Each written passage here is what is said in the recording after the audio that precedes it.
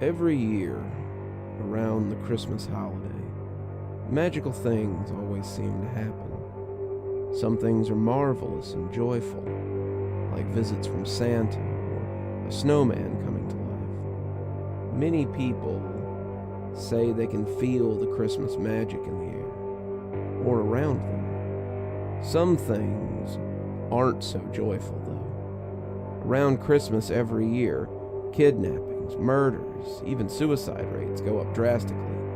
Even when horrid things like this happen, people often feel, yet rarely do they admit, that they feel a kind of Christmas holiday magic behind it, albeit a dark magic.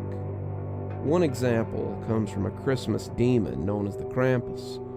The Krampus is well known in countries like Germany and Switzerland for taking naughty children in the dead of Christmas Eve night. Here are a few such accounts. December 6th, 2013. My name is Ellie Rockford. I'm currently 7 years old as I write this. I confided in this journal something I can't tell my family because, well, they'd never believe me. I'm often told that I'm very smart for my age because I say and do things that most kids my age don't do. But if I tell a strange story, no matter how hard it is for me to believe, my parents and siblings say it's just my imagination. Today I looked out my window into the street by our house and saw a man who looked like a shadow with horns. His eyes glowed orange, and seeing him scared me quite a bit. He was ringing a bunch of bells or something, but I just tried to ignore him and go back to sleep. Then I heard a knock on the door. I went down to see who it was for Mommy and Daddy, but when I got to the door, someone stuck a card through our mail slot and ran off pretty quickly. The card had a picture of a monster who had bull legs, a tail, and horns, and a scary-looking goat head that looked half-human. I was so scared that it was the thing in the street, but I don't know what to do. I think I know what it is, but I hope I'm wrong. I showed the card to my dad, and he said it was the Krampus. The bottom of the card said, Gross von Krampus. Dad says that every year, Krampus punishes bad boys and girls on Christmas. Santa gives good boys and girls toys, though, so now I'm not so scared. I always get toys on Christmas, so I must be good. I still didn't tell him about the thing in the street, though. December 24th, 2013. My parents will be gone for most of tonight and Christmas morning for some stupid work thing they both have. We usually have Christmas at 6, but we have to wait for Mommy and Daddy to get home first. Mom told Brad, my oldest brother, that we would have a babysitter since she didn't trust him to watch all 5 of us by himself. Mom often lets Brad watch us, but we had broke a lot of things the last couple of times we were left alone, so Mom said that she would get Rebecca to watch us. Rebecca got to the house at 5. She was very pretty, and Brad couldn't help staring at her. Mom and Dad left a couple of minutes after Rebecca got there.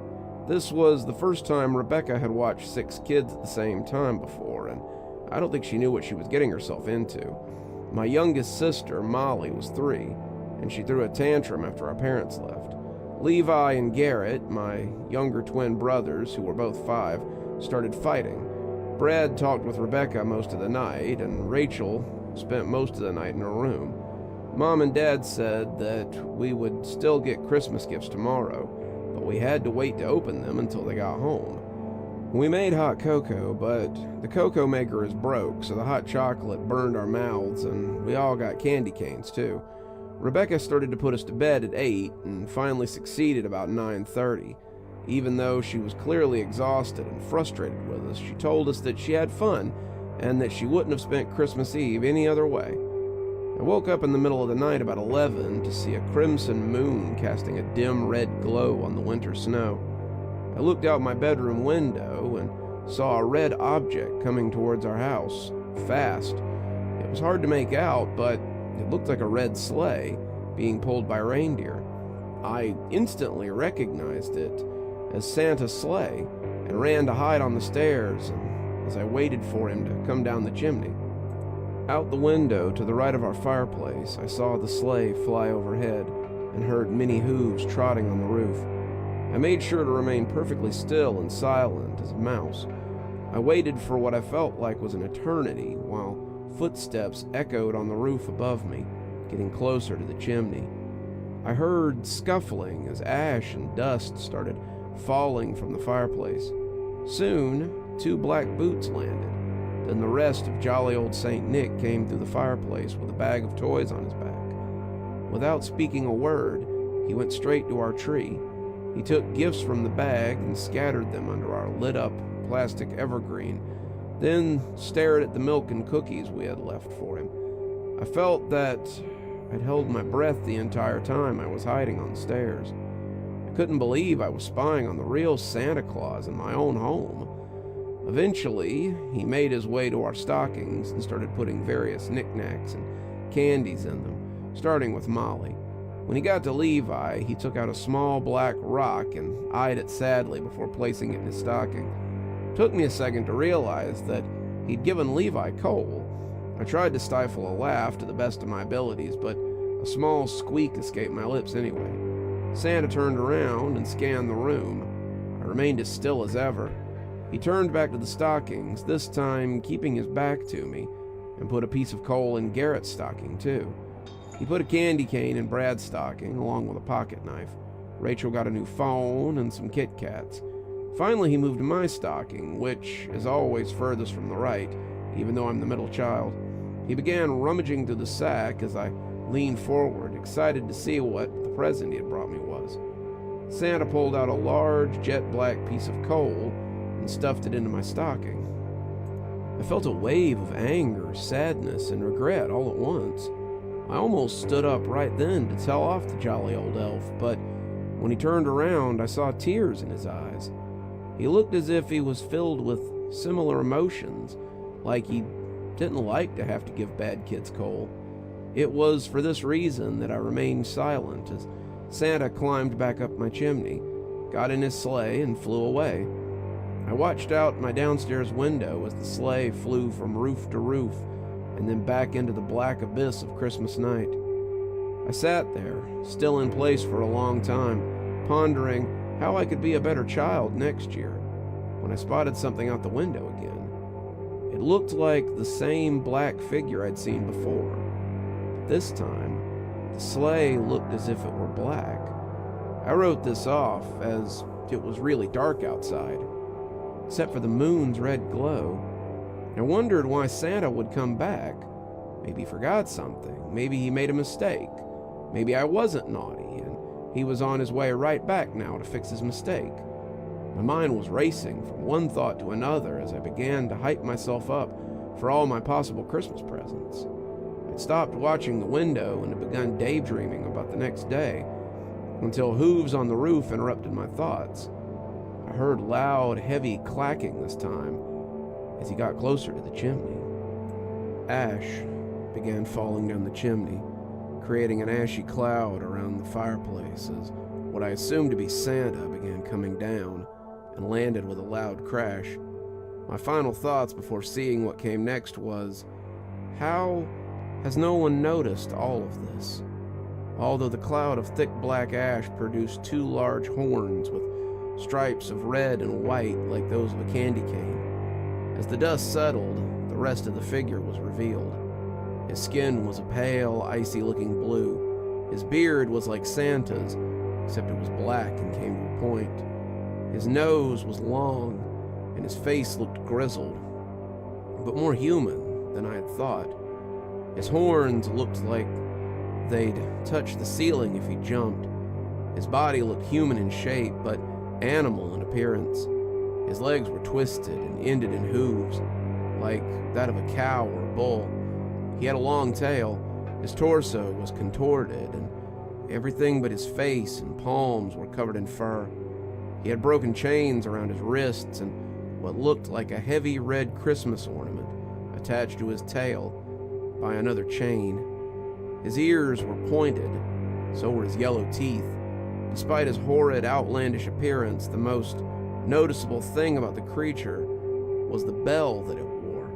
and the basket on its back that had the limp arm of a child hanging from it. The stories were true, and so is Krampus. I couldn't believe my eyes. I had seen sleighs go by, magic reindeer fly overhead, and had even seen Santa Claus himself, but none of that could have prepared me for the beast that is Krampus.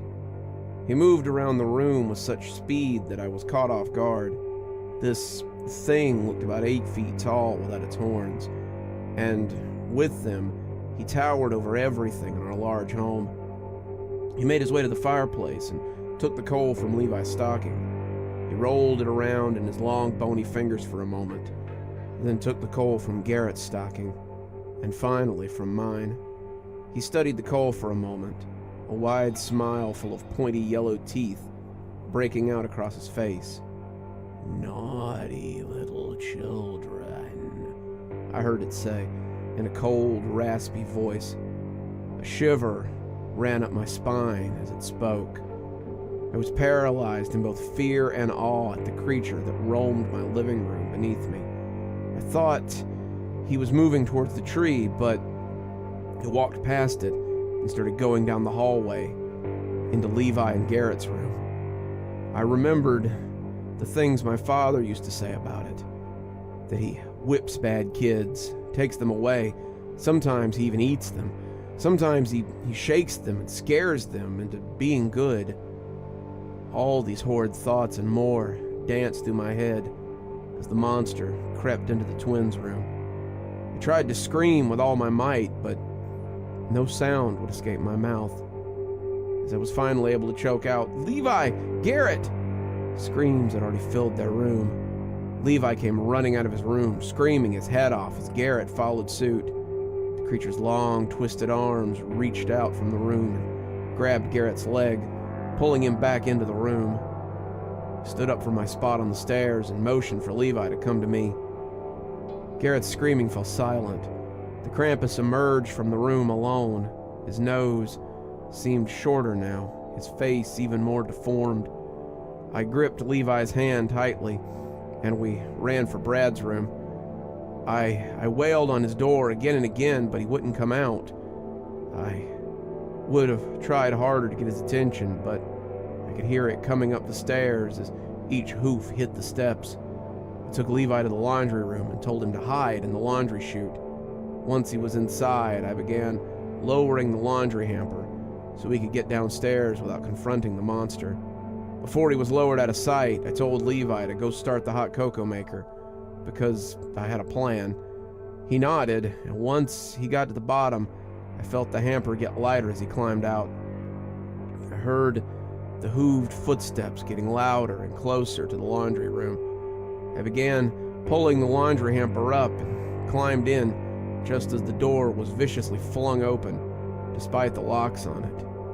The beast licked its lips with this long, skinny tongue as he slowly approached my trembling body inside the hamper. I began to bounce myself and rock the hamper as Krampus got closer and closer. The hamper wouldn't fall no matter how hard I rocked it, and the creature was nearly on me.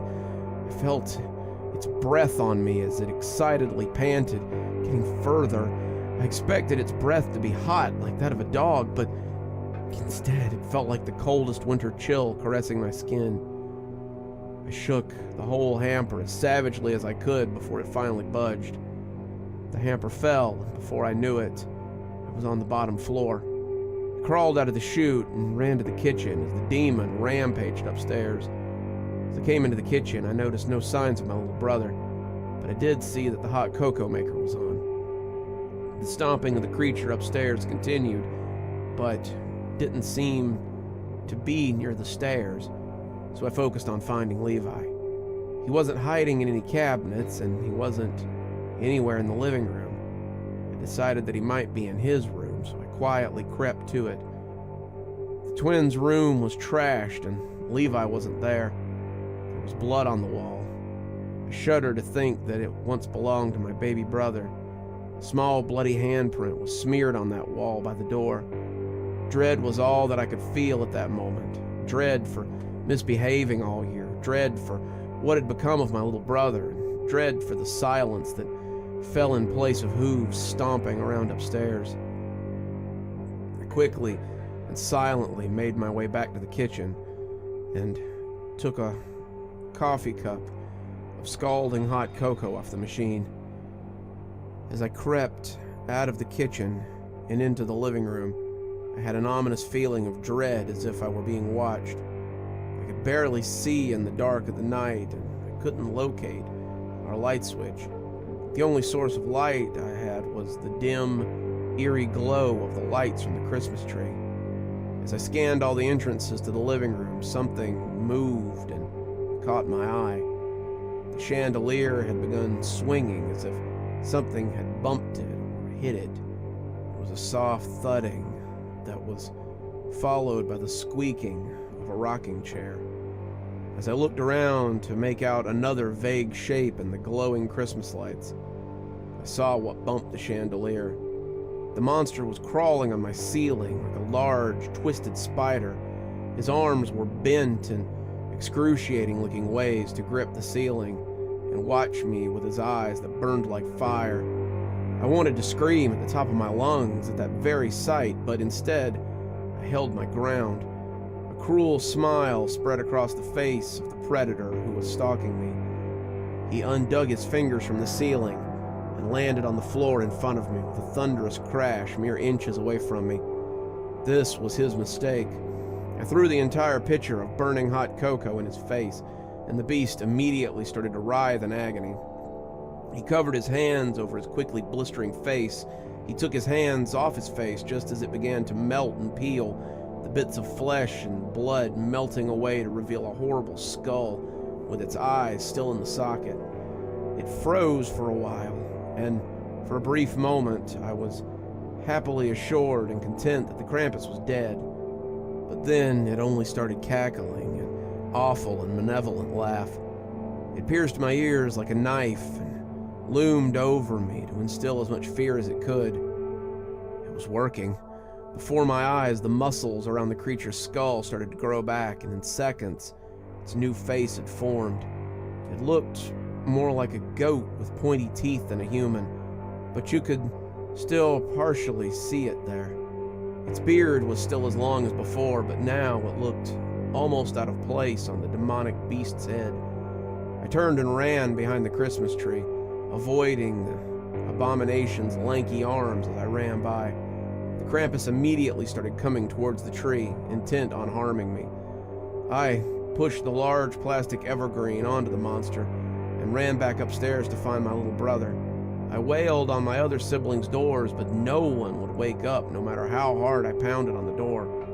Everyone locks the door to their room when they go to sleep, so they're not bothered, but the doors are heavy, and not much sound gets through them. I began to shout for Levi as loud as I could, hoping he'd respond. Then Levi appeared at the top of the stairs.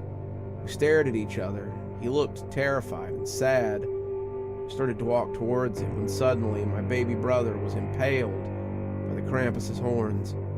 His body was thrust up and thrashed around by the savage creature as he convulsed and shook spasmodically. I've seen people die on TV before, but watching it in real life is entirely different. No one should have to go through it. My brother didn't deserve that. No one deserves that. Santa and Christmas are about love and cheer. Krampus made Christmas about hatred and retribution. I watched helplessly while the thing ripped my brother's shaking body from its horns and dropped his lifeless body into the basket on his back. The demon began to strut towards me with malicious intent, so I ducked into my mom and dad's empty room and opened the top right drawer of my dad's dresser.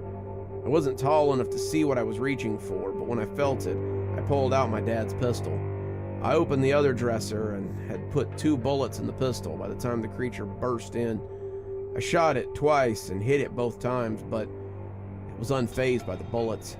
The loud noise clearly hurt its ears, and as the monster clawed at its ears while screaming in pain, I began to quickly crawl towards the window until something long, thin, and tight, and slimy gripped my right leg and began to pull me back. I looked behind me, and to my terror, I saw that the Krampus was using the incredibly long tongue to pull me towards its mouth full of sharp, jagged teeth. I began to breathe in and out, quicker and quicker, and began panicking as my foot got closer to its mouth. I lifted my left leg and kicked it in the face before its tongue finally loosened. Before I could breathe, Krampus picked me up and began shaking me wildly. I kicked him a second time, this time with my right foot, and he flung me into the hallway where I began limping away. I had reached the end of the hallway when I heard a loud popping crack sound, moments before feeling a sharp sting across my back. I looked back and saw the holiday devil had whipped me with a whip like a lion tamer would use. I felt the warm ooze onto my back as new pain started setting in. I started to limp away to safety when I was picked up by the Krampus again. His long, cold fingers wrapped around my back and stung my cuts even worse. He looked me right in the eye before lifting me behind him and dropping me into the birch basket on his back.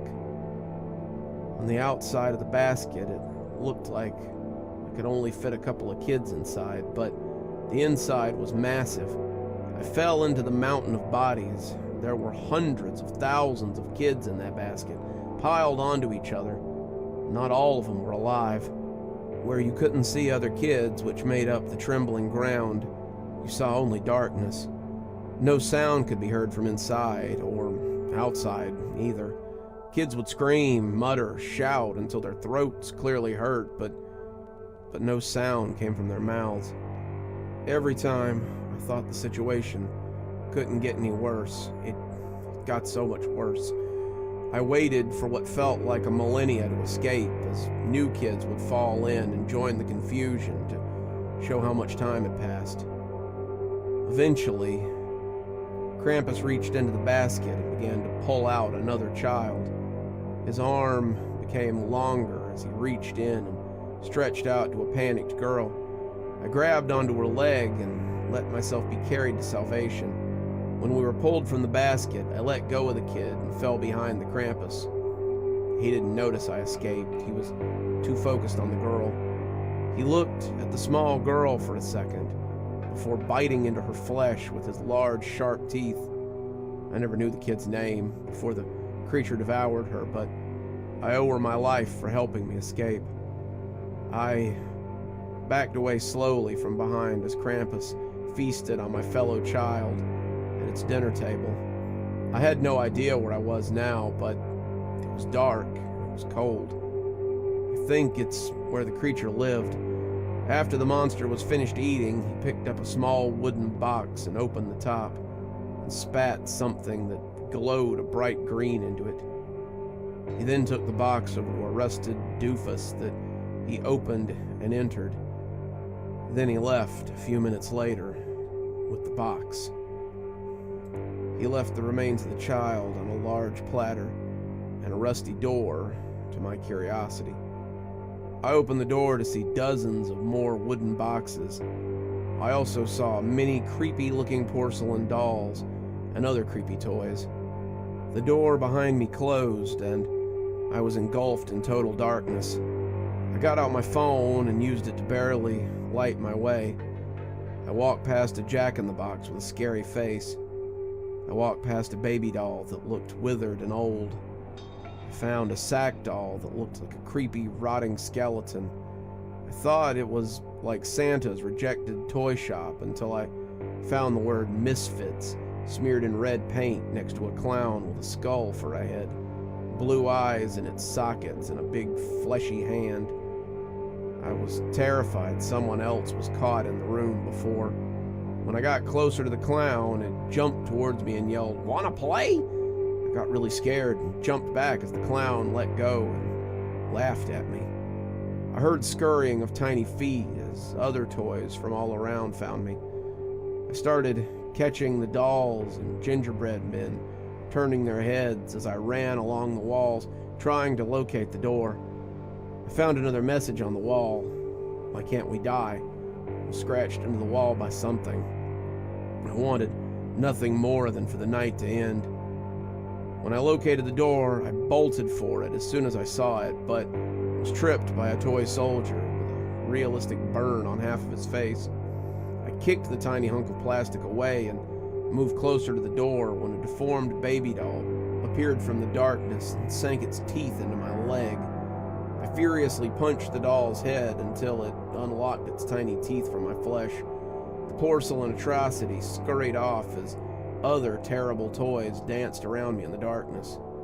More and more of them kept popping up and coming out of the boxes like one of Krampus's spat-up glowing things. The toys began muttering words, but I couldn't make out what they were saying. The muttering got louder and louder until I understood some of their words. Feel our pain. He killed us, but not entirely. He grabbed me up and spat my soul into a puppet. Kill us. Let us die. The things they said were terrible, dreadful, to say the least. I got up and started to make my way for the door as the dolls chanted more obscene things at me. We're gonna eat you alive like he ate us. I'm gonna rip out your eyes. Although they continued to chant, none of them came towards me again as I moved around the dark room. I saw a small toy skeleton in Santa's clothes with a beard move by. A puppet with many nails sticking out of its wooden head was strung up by the ceiling, moving and wrestling with its strings. I spotted a stool that was pulled up to a workbench with toys and a teddy bear on it. The teddy bear had real bear claws sticking from its paws and real human teeth in its mouth. I reasoned that this was Krampus's demented toy shop and decided to leave before it was too late. I walked past the bench to the door and started pulling on the rusty metal handle. The door was extremely heavy, but slowly budged and started opening as I pulled back with all my might. Light began to bathe the room, and the misfit toys dashed to the shadows to avoid it. I ran from the dark room, closed the door behind me, and leaned on it for a while to catch my breath. I looked around at the only other room in this place that was familiar to me. I went to the long table the monster ate the nameless girl at, trying not to think about it, trying to think of something, anything to distract me from the horrors that I had borne witness to on the most unsuspecting and happiest time of the year. I walked to an open door and poked only half my head out to scan the perimeter of the room. It led to a large room that had various whips and saws and other torture devices. I went in and kept to the wall. I spotted 3 dark wooden doors amongst the darkness and the concrete. I also found a window, and the snow outside was falling so slowly, so peacefully. 2 doors were on one large wall opposite the window, and the other was on the wall to the right of the window. I first tried one of the doors on the long wall, but had decided beforehand to go to the door right of the window, thinking it would lead me closer to the door out of this place. The walls were lined with racks, and racks were lined with hellish masks. Some had horns, some had long serpent tongues sticking out, some had teeth, some had patches of skin, some had antlers. One was a wired skull with antlers, and the antlers had lit candles on them. It was so strange. The room was so large. The other door led to the same room. I left without moving the door in fear that closing the heavy door would create a noise and would lead the creature to me. I walked alongside the wall to avoid the equipment, straight to the only door I had left. I opened the door slowly and with caution. The first thing in the room I noticed was a strange tree that looked like an upside-down purple Christmas tree. The trunk was at the bottom, but the pine and the branches looked upside down. The tree was decorated with red and green lights and small bones. There was another window in the room, but it was on the same side as the rest. There was an open doorway that led to a hallway that teed off and 2 signs labeling the directions. The right one said surveillance room and the left one said stables. I went to the stables, thinking I might be able to find a reindeer to fly out of this place. It seemed like a silly plan in hindsight. I opened the stable door and Awful smells invaded my nostrils immediately. There was frost on the floor and the wall. There were 8 stables lined up along the wall to the right, each with a demonic reindeer head sticking out. Below each head was the door to each stall, each with a pendant of a name on it. I read the names out loud as I started down the row. Each deer was grotesque in its own right. 1 or 2 had exposed skulls, each had jagged teeth, some had manes, and others had dried blood on their fur. 7 of their eyes glowed red. Slasher, Wrathful, Gorgon, Putrid, Cyclops was missing 1 fiery eye, Rabies, Goner. The last monstrous reindeer looked like a hellish Rudolph the Red-Nosed Reindeer. His head held flames that danced from its gnarled snout to the back of its mane. Between its sharpened bloody antlers, furiously flickering bolts of electricity could be seen. Blitzkrieg. I decided riding 1 was out of the question and began searching for an exit. I realized the only door to the room was the one that I had come from. I looked all over the room, looking for some way out, and saw the reason for the cold. The top crease of the upper part of one wall was missing and led outside. It was far too high to reach. I left the stable room and went into the surveillance room. The handle felt ice cold as I slowly opened the door. The room, like all the rest, was large. One wall was covered with monitors. The bottom middle monitor stuck out more than the rest and had a keyboard below it. A chair was also pulled up to it. Each screen had various kids on it, some in dreadful conditions, others minding their own business. No sound came from the monitors, but I started to notice that I was hearing a ticking noise. A clock above the door I came in read 5:45. Christmas Day hadn't even started at my house yet. The wall opposite of the monitors had many names scratched into it. I wondered if the dead girl's name was scratched onto that wall. A door that read exit was to the right of the monitor, but the computer said search name. I sat in the large chair and typed in Garrett Rockford. A nutcracker that had 2 bodies attached from its side of its head popped up. Each body seemed to be trying to yank away from the other. Its face looked like it was in great pain, and it had the same color eyes as Levi and Garrett. I looked up Levi Rockford, and the same thing popped up. I sat frozen in awe for a moment. Tears filled my eyes and ran down my cheeks. The ticking of the clock seemed to turn into the clopping of hooves as I sobbed. I was crying more than I'd ever cried before. I cried so hard I began hearing a ringing. Then the chair that I was in was spun around and I was forced to face the Krampus. He looked menacing and insidious. His horns were partly covered in blood. His long fingers looked sharp and his eyes burned like never before. He waved his long, bony fingers at me and tisked. "Naughty, naughty," he said cruelly and mockingly. He licked my face with his increasingly long tongue, then began to wrap it around my throat. He started constricting his tongue and choking me. I was gurgling and coughing and struggling to get air, but it did nothing. I started feeling weaker and weaker as my head heated up, my lungs screaming for air. My vision started to blur as well. Then I knew if I didn't do something quickly, I was going to die. I punched him in the face with all my might and knocked him back for only a brief moment. As his tongue recoiled into his mouth, I utilized my time and ran towards the exit.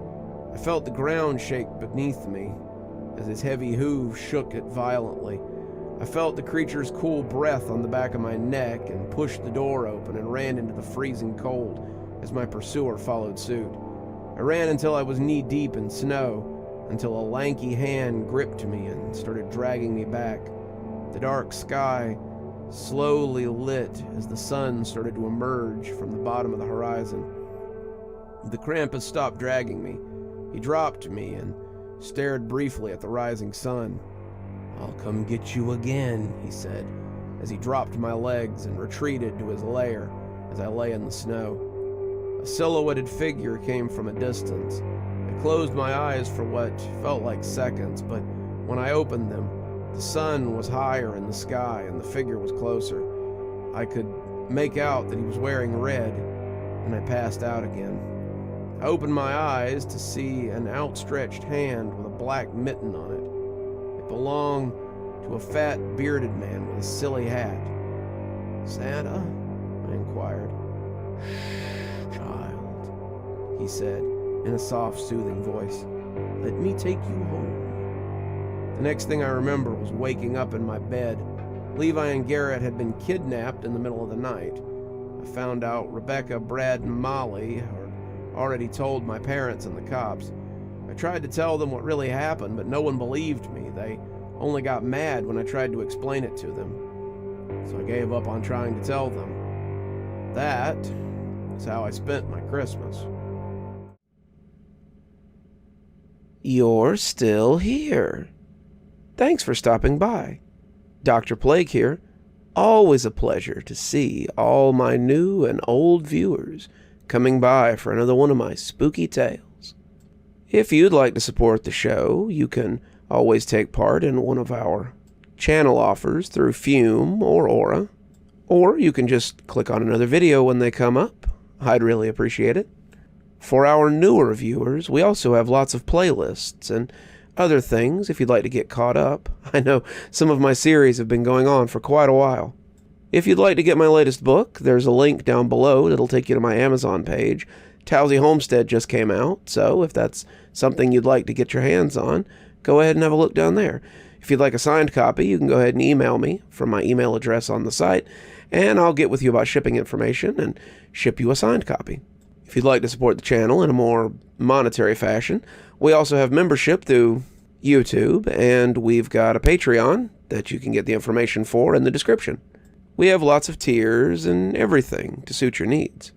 Patrons that support on the $10 tier, that's our Ghostly Reader tier, get a book anytime I write one, signed and on their doorstep. As you may have noticed, there's a list of patrons and members on the screen, and I'd like to personally thank every one of them for taking a hand in the future of this channel. Well, that's enough for tonight. Dr. Plague, signing off. Have a wonderful evening.